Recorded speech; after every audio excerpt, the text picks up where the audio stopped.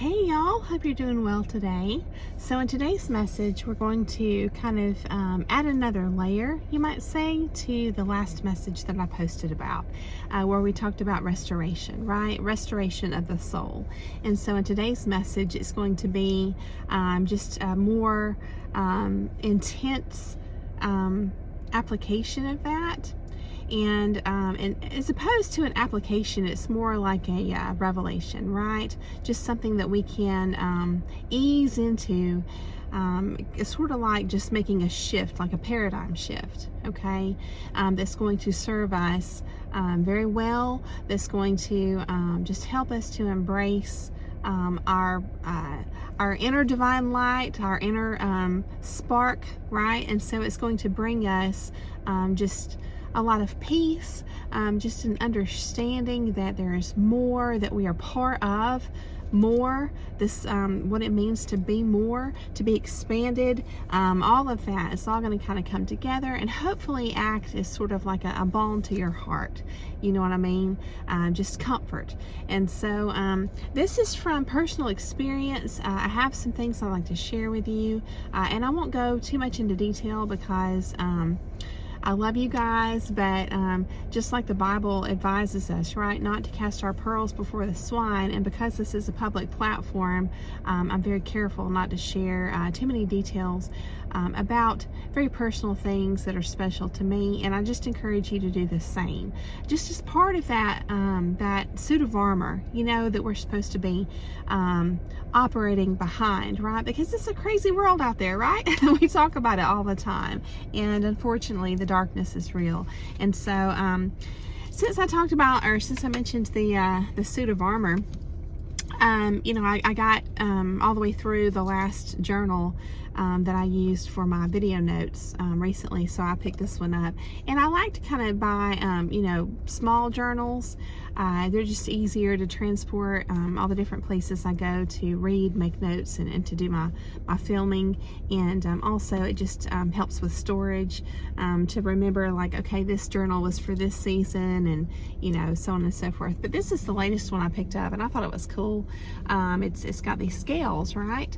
And so very reminiscent of, you know, mermaids, and, you know, all the magic of mermaids with regards to fairy tales and folklore, and dragons, and or you could just keep it simple and just be reminded of fish, because they're cool too, right? But what was really neat, and this is just me, something I like to do to look deeper, right, into everything. And on the inside, since I've had it, it wasn't like this in the beginning when I bought it, which is interesting. It was a process. And it was a process that was accelerated by pressure, by external pressure, okay? Because I have like this container here in my passenger's seat in my Jeep, and I just have tons of books in there, and sweaters and all kind of different things, right? And you know, sometimes my journal will find its way down to the bottom underneath all these other books and things, and so this pressure will be applied. And so what happened was, I noticed the other day that it has actually transferred this imprint to the inside front page of this journal, and it kind of looks like seashells, the shape. And so it just reminded me of, you know, finding meaning and inspiration just when we need it, anywhere, basically. And so if you think about you know, the purpose of scales in nature is for protection, right? On God's creatures, where he placed scales, it's like their suit of armor, you know, it's their protection. So they can certainly symbolize that for us. And then I was looking up symbolism of seashells, and because a lot of times this might play into our dreams with regards to like archetypal symbolism and psychology, and just trying to pull you know, messages from our subconscious mind up to the forefront, right, of our conscious mind. And so the symbolism of seashells that I found is in relation to immortal life, and specifically our the connection within us, that spark within us that is a part of that, that's a part of God. So I thought that was really cool, because if you think about it, that's on the inside, right? That's on the inside of this flap here, behind the armor. And I thought, absolutely, exactly what I was talking about, not casting our pearls, understanding that, you know, while we do want to lift others up and we want to encourage others by sharing our testimony, I understand that's important, but there's certain things that are very meaningful and special to us that we just keep behind this armor, right? And then we can, as we grow and learn and mature, and we understand how to identify people who are true and honest and good people, and we can make a wise decision to be close with someone, at that point we can share those pearls with that special person, right? So I thought I would share that with you. It's going to play into our message today. So yeah, we talked about restoration last time, you know, which is the position I presented that from was from like all the things that we can do, you know, the things that are within our control, right, to restore our well-being, not just physically and mentally and emotionally, but, you know, spiritually too, you know, just like feeling like we are rekindling that fire inside of us, you know, the things that we can actually do to do our part to rekindle that spark, which is important, you know, and I understand the importance of the approach on this topic, like saying, you know, all you can do is just total surrender, and that's going to be a big part of our message today. But I think it's important too to bring logic into this and just to stay grounded and understand, you know, just like that story I shared with you guys recently, where, you know, the guy was drowning in the river, and he's praying for help from God, and God's sending him all these things, you know, like a boat passing by and a rope and all these different things, and he's like, no thanks. No, I'm good. I've already asked God for help, so he's going to help me, you know, here in a minute. I'm just waiting for that. And so logic is important. And I know that, you know, when you talk about rekindling that spark inside, it seems like the only way to do that is via prayer and connection with God. But I think that these things work in tandem. I think that approaching our restoration from both the things we can do, as well as seeking that connection with the divine, I think they work together. You know what I mean? Logic is a gift from God, and I feel like it's important that we apply that too. So that was a big part of my first message in that video about restoration. And so today I want to bring in the spiritual element, right? To me, the spiritual element is really what acts as the catalyst for our restoration. It's an important piece, an important part. You may even think of it like the foundation, right? Or the part that gives you the discernment as far as what to do and how to go about doing something. It kind of acts as all of that, right? So when I was looking up the term catalyst, I looked up, it referenced another term, which is catalysis, right? Catalysis, which is from the Greek catalysis with a K, meaning dissolution or a dissolving. And I thought that's really cool, because I was immediately reminded of the concept of ego death, you know, ego death. It's right in line with that, which feels counterintuitive, or like an opposite term, like a counter term, when you think about, you know, taking control of things. It's like, okay, so you've got like dissolving something like your ego, but yet feeling confident and strong enough to take charge of things and use your logic and do what you can do to heal yourself and to grow yourself. It's like you have these two opposing forces, you know, control and surrender. The dissolving piece, like working together. It's like, how is that? How is that really possible? You know? So I want to look at it. I want to view this in this light, okay? So looking up the etymology, which I love to do, of these terms, catalyst and catalysis, the cata, C-A-T-A, part of these terms means to loosen, okay? And again, in my mind, I'm viewing this term to loosen in relation to just softening. I had a friend that helped me through a difficult time. She helped me process a lot of things emotionally before I could really relax into a state where I could start to use logic again. I had to process and feel emotions first, and she helped me through that. And she was explaining how we operate sometimes unconsciously in a defensive manner where we're just hard. You know, we're brash, we're hard. It's like our the armor that we're using at a particular point in our life to protect ourselves and guard ourselves, to guard our heart, right? But you know, we don't realize that we're keeping out good things too. You know, we're keeping out beautiful connections that we could have, and all kind of things like that too.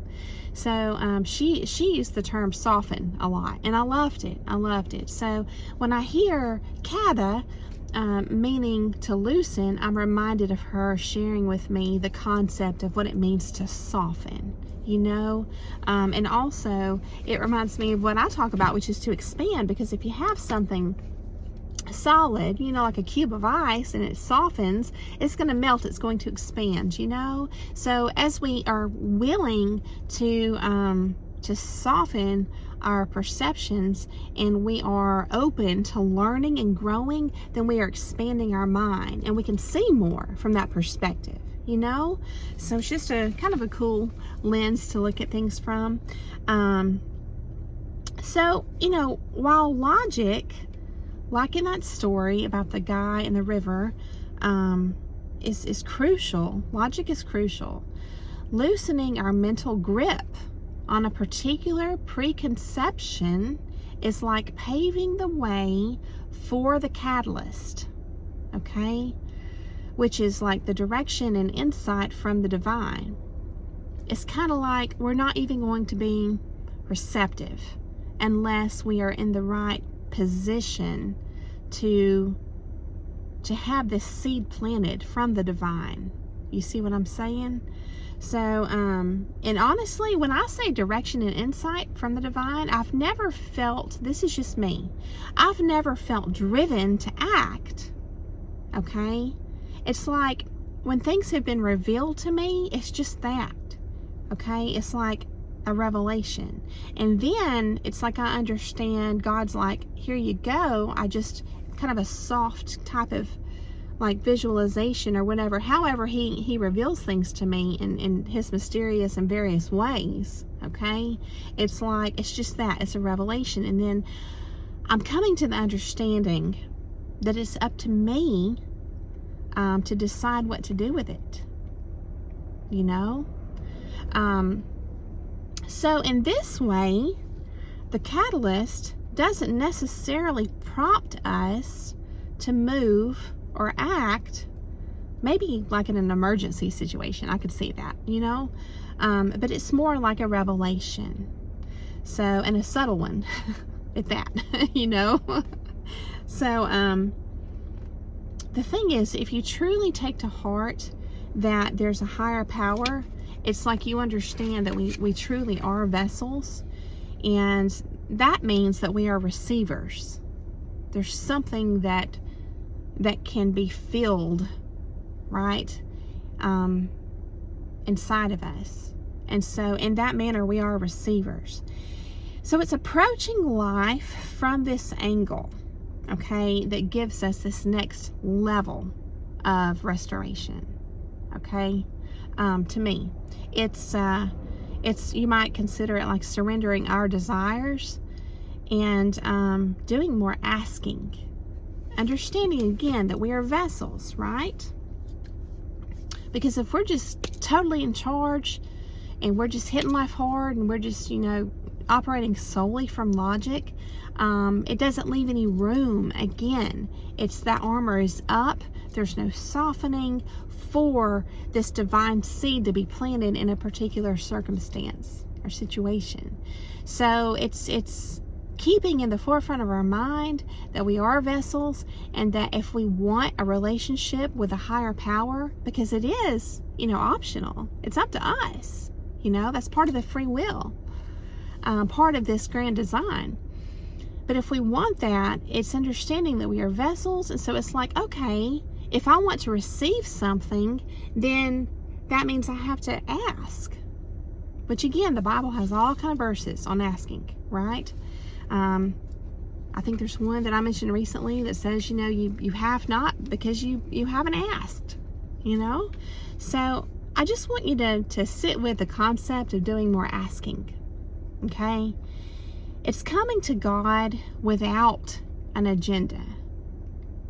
It's kind of like, okay, I could go to God and say, God, please make this specific thing happen in my life the way I see it already planned out. Or it's saying, okay, God, as you know, this is kind of how I see this playing out. This is how I'd like for this to play out, instead of just putting our agenda before him. It's kind of like we're already trying to fill the vessel and then getting him to check off on that. So instead of doing that, it's kind of like, this is what's in my mind, right? But I'm going to lay this down. I'm going to surrender this before you and understand that you really do know what's best for me. And through that approach, we are receptive. It creates a situation. It creates this receptivity. Is that a word? In that moment, in our humble asking, it's an act of humility and trust and faith. That's what it is. But to me, it truly creates this spirit of being able to receive, being ready and trusting and truly desiring to receive this higher piece or portion, So again, it's coming to God without an agenda, asking him what's his plan, and just being open enough truly to be able to see, if you're a visualization type person, whatever it is, to be able to conceive of what his plan is. It may be totally different than what you had in mind, whatever your situation. If you're looking for a career or a partner, or wanting to get involved in an organization or whatever it is, you know what I mean, decisions or whatnot. So I want you to remember in Mark chapter 11 verse 23, it talks about, if you believe what you say will happen, it will be done for you. So it's kind of like, I think that sometimes we get to a point in our life where we say, okay, I tried it. I tried it again and again and again my way, and sometimes it worked out and sometimes it didn't work out. But if God's position is up here and he can truly see it all, and he's the one that made it all, then he's got to know best. That right there is logical in itself, if you believe in a higher power. So going to him and asking him, what's your will? What's your plan for me? Because he loves us, I would say even more than we love ourselves, even when we're healthy. He's still more. He's more, So a good thing to meditate on is, where are you placing your desires to begin with? And did you consult the higher power? Okay. So a catalyst, the definition is a substance which speeds a chemical reaction, but itself remains unchanged. Okay, so let's take a look at Malachi chapter 3 verses 6 and 7. All right. So it says, for I am the Lord, I change not. Therefore, you sons of Jacob are not consumed, even from the days of your fathers. Ye are gone away from mine ordinances, and I have not, I'm sorry, ye have gone away from mine ordinances and have not kept them. Return unto me, and I will return unto you, saith the Lord of hosts. So it's like the door's open, the invitation's there. It's just a matter of, are we going to consult God? Are we going to bring him into the equation? You know, because that's that's the important part, you know. So God, I feel like this is my lens, right? The divine is the catalyst. He is unchanging, okay? Yet when we return to him, he returns unto us, and we are the ones that are changed, okay? So the catalysis is a transformation that we experience of perception and attention. Where do we place our attention? How are we perceiving things? You know, who do we consult? Okay, so to me, it's necessary for the best outcome, or for a beautiful future, to make sure that God is not only a part of the equation, but who we consult first and foremost. Okay, so it does require a relationship with the divine. Okay, seeking his revelations, and this is our part, being open enough to be aware of them in our reality. So I just encourage you to start paying attention. I encourage you to lay down, to be willing to lay down your desires and to seek God's revelations. And then from there, you'll have peace in the steps you take, you know? And I want to share with you guys, kind of reminds me of synchronicities a little bit. I was watching this random video that popped up in my feed on YouTube, and this lady had this, really wasn't the message that was so important to me.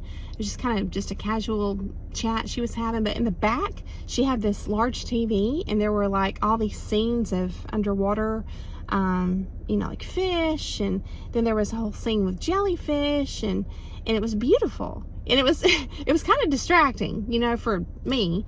And so I'm watching this, and it's really beautiful. And at the time, I'm at the beach, right, watching this. And so just a few hours later, I'm swimming in the ocean, and y'all, I got stung by a jellyfish. It's the first time it's ever happened. And immediately I was thinking, I was literally just watching this you know, video on YouTube where she had all these jellyfish up behind her, you know, just shortly before that. So it's like, coincidence or not, or what, you know?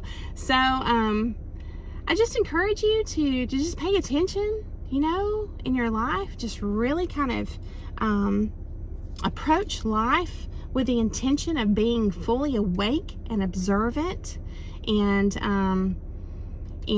you know, understand that there's this old phrase that's pretty popular. It says, where your attention goes, your energy flows, you know. And I definitely feel like we are creators, and so I think that it's really important to pay attention to you know, where we're placing our attention, just calling out to ourselves, acknowledging what our desires are. Are we acting from a place of lack? Just all these kind of things, and just understanding that if we just pause, you know, and we consciously acknowledge these things, and we turn to God, and we admit that, you know, we are short-sighted, and that God can see and knows all. You know, if we just seek revelations to come from above, from him, then, you know, if we can pay attention and learn to truly tune in to God's language, then I truly believe we're going to be better off. And I have some personal experiences with that, and I'm sure you probably do too. So I just wanted to remind you of that, and encourage you to pay attention, and to just sit with the concept of God as the catalyst, and that relationship and that open communication with God, and being humble enough to be receptive to receive what he shows you, as the truth or as proof that he is active in your life. If you ask, whatever it is, I just encourage you to sit with that, to think on it, and to pay attention, and to notice synchronicities and all those kind of things today. So I hope that I've given you a lot to think about, which is always my goal. I hope I got the wheels turning for you, and I just hope that you enjoyed the message. I hope that you have a beautiful day. And I'm better, real quick, for my jellyfish sting. If that ever happens, they told me that the lifeguards, all the different professionals that kind of roam the beach, they typically keep a spray bottle of vinegar, and so vinegar is great, takes the sting out, and then you can always use like a credit card and just scrape. It was on my leg, so you can just kind of scrape in case there's any, they have microscopic stingers apparently, and so you can just scrape to make sure that all those are gone out of your skin. You can use vinegar, and then just watch, make sure you're not going to have any kind of allergic reaction where you might require medical care. But I got better. It wasn't too bad. I had kind of like a wicked mark. I told my daughter, it was like, it's just a jellyfish kiss, because she was worried about me. But it was a unique experience. So I wanted to share that with you. I'm better. So again, thanks for coming along to hear the message. I hope that you have a beautiful day, and I'll see you again very soon.